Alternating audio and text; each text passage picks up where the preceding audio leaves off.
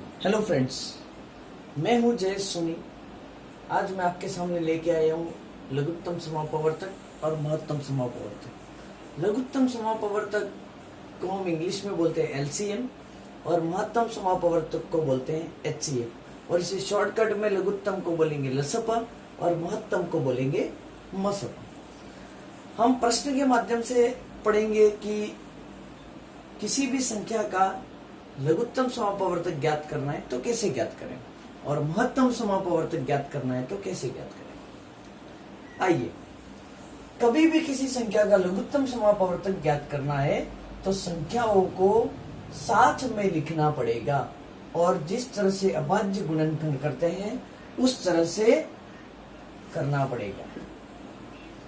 यदि 6 और 18 किसी छोटी से छोटी अभाज्य संख्या से विभाजित होते हैं तो उसे विभाजित कर देना है। हमें देखना है 6 और 18 कौन सी संख्या से विभाजित होते हैं। 2 से विभाजित होते हैं। 6 में 2 का भाग देने पर क्या आता है? 3। और 18 में 2 का भाग देने पर क्या आता है? 9। अब पुनः किसी संख्या से इसे विभाजित करना है। ये 3 और 9 कोई भी एक संख्या 2 से विभाजित तो होने वाली नहीं है, तो हम 2 की अगली संख्या अभाज्य संख्या लेते हैं 3। 3 में 3 का भाग देने पर 1 प्राप्त होता है, और 9 में 3 का भाग देने पर 3 प्राप्त होता है। 1 और 3 दोनों किसी एक संख्या से विभाजित होते हैं। 3 से 1 तो होगा नहीं, और 3 में 3 का भाग जाएगा एक बार। हमें 1 प्राप्त हो गया है, तो इसको आगे बढ़ाने से रोक देना। अब हमारे पास जो गुणनखंड प्राप्त हुए हैं लसप प्राप्त करने के लिए, उसको हम यहां पर लिख देंगे। 3 तिया 9, 9 दूनी 18। इस प्रकार से हमें 6 और 18 का लसप प्राप्त हो गया 18। आगे बढ़ते हैं। यदि हमें 6 और 18 का मसप ज्ञात करना है, महत्तम समापवर्तक एचसीएफ ज्ञात करना है, तो क्या करना पड़ेगा? किन्हीं संख्या का एचसीएफ ज्ञात करना है तो संख्याओं को हमें अलग अलग अभाज्य गुणनखंड प्राप्त करने होंगे। 6 में कौन सी ऐसी संख्या है जिसका भाग जाता है 2 का? कितनी बार? 3 बार। 3 में किसका जाता है? 3 का। कितनी बार? 1 बार। 18 में 2 का भाग जाता है 9 बार। 9 में 3 का भाग जाता है 3 बार, और 3 में भी 3 का भाग जाता है 1 बार। तो हमें 6 के अभाज्य गुणनखंड प्राप्त हो गए 2 और 3। 18 के प्राप्त हो गए 2, 3 और 3। अब हमें देखना है इन दोनों अभाज्य गुणनखंडों में से, 6 के अभाज्य गुणनखंड में से और 18 के अभाज्य गुणनखंड में से कौन सी ऐसी संख्या है जो कॉमन है, मतलब दोनों में आ रही है। वो है 2 पर मैंने बॉक्स बना दिया। 3 भी दोनों में आ रही है, इस पर भी मैंने बॉक्स बना दिया। अब हमें आसानी से मसब प्राप्त हो जाएगा। इन दोनों जोड़ों में से 1 को निकाल लिया, और 2 3 में से 1 3 को निकाल लिया। 3 दूनी 6, मतलब हमारा 6 और 18 का मसब प्राप्त हो गया 6। अगले टाइप का सवाल उदाहरण के माध्यम से पढ़ेंगे। 6, 20 और 25 का यदि लसप ज्ञात करना है तो कैसे ज्ञात करेंगे? हमें 6, 20 और 25 का लघुत्तम समापवर्तक ज्ञात करना है तो कैसे ज्ञात करेंगे? लघुत्तम समापवर्तक में संख्याओं को साथ में लिखकर हम अभाज्य गुणनखंड की तरह करेंगे। हमें देखना है सबसे पहले छोटी कौन सी संख्या है जिससे इसका भाग चला जाएगा। 2 का 6 में जाता है 3 बार, 20 में जाता है 10 बार, और 25 में जाता ही नहीं है भाग, तो हम 25 को एज इट इज लिख देंगे। अब देखना है कि कोई इन तीनों में से कोई एक ऐसी संख्या है जिसमें 2 का भाग जाएगा। यस, 3 में जाता नहीं है 2 का भाग, तो 3 को एज इट इज लिखेंगे। 10 में जाता है 5 बार, और 25 में भी 2 का भाग नहीं जाता है, 25 को एज इट इज लिखेंगे। अब कोई भी इन तीनों में से कोई भी ऐसी संख्या नहीं है जो 2 से विभाजित होगी। हम अगली संख्या लेते हैं, अभाज्य संख्या 3।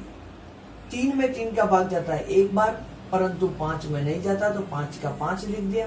25 में नहीं जाता तो 25 का 25 लिख दिया। अब इन तीनों में से कोई भी ऐसी संख्या नहीं है जिसमें 3 का भाग जाता है, 3 की अगली अभाज्य संख्या 5 होगी।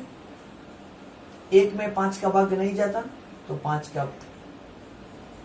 1 में 5 का भाग नहीं जाता तो 1 गायब लीजिए। 5 में 5 का भाग जाता है 1 बार और 25 में 5 का भाग जाता है 5 बार। 1 और 5 में से 5 का भाग जाएगा 5 में 1 बार। हमें 1 प्राप्त होंगे। तो अब हमें लसब भी आसानी से प्राप्त हो जाएगा। जो भी संख्या यहाँ पर लिखी हुई है इन सभी संख्या का गुणा कर देंगे तो हमें लसब LCM प्राप्त हो जाएगा। इस तरह से 6, 20 और 25 का लघुत्तम समपवर्तक 300 प्राप्त होगा। आइए हम अगला सवाल देखते हैं। इस सवाल में हमें 6, 20 और 25 का महत्तम समापवर्तक मतलब HCF ज्ञात करना है। मैंने पूर्व में ही बोल दिया था कि जब 6 का, 20 का और 25 का किन्हीं भी संख्याओं का HCF ज्ञात करना है तो संख्याओं को इस तरह से अलग अलग लिख के गुणनखंड करने होंगे। 6 के गुणनखंड करेंगे हम, 20 के गुणनखंड करेंगे और 25 के गुणनखंड करेंगे। इस तरह से हमें गुणनखंड प्राप्त होंगे। 6 के गुणनखंड होंगे 2 × 3, 20 के गुणनखंड हो गए 2 × 2 × 5 और 25 के गुणनखंड हो गए 5 × 5। ऐसी कौन सी संख्या है जो इन तीनों में से कॉमन है? हम देखेंगे कि यहां पर कोई भी ऐसी संख्या नहीं है जो कॉमन आ रही है। 2 इसमें है, 2 इसमें है परंतु 2 इसमें नहीं है। 3 इसमें है, 3 इन दोनों में नहीं। 5 इन दोनों में है परंतु 6 के गुणनखंड में नहीं। तो इन तीनों में से कोई भी कॉमन नहीं है तो हमारा जो 1 है वो कॉमन कहलाएगा और इन सभी का मसप होगा 1। जब कोई भी संख्या कॉमन नहीं होती है, कोई भी गुणनखंड कॉमन नहीं होगा इनमें से, तो हमारा मसब प्राप्त होगा 1।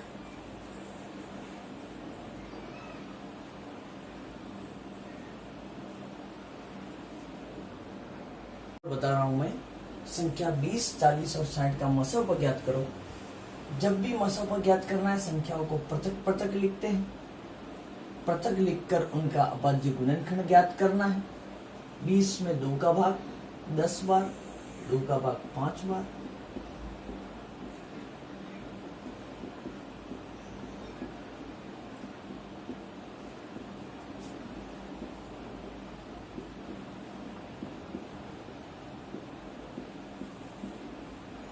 हमने अभाज्य गुणनखंड प्राप्त कर लिए हैं। संख्या 20 के अभाज्य गुणनखंड 2 × 2 × 5 होंगे। संख्या 40 के अभाज्य गुणनखंड 2 × 2 × 2 × 5 प्राप्त होंगे और संख्या 60 के अभाज्य गुणनखंड 2, 2 और 3, 5 होंगे। 2, 2, 3, 5 होंगे।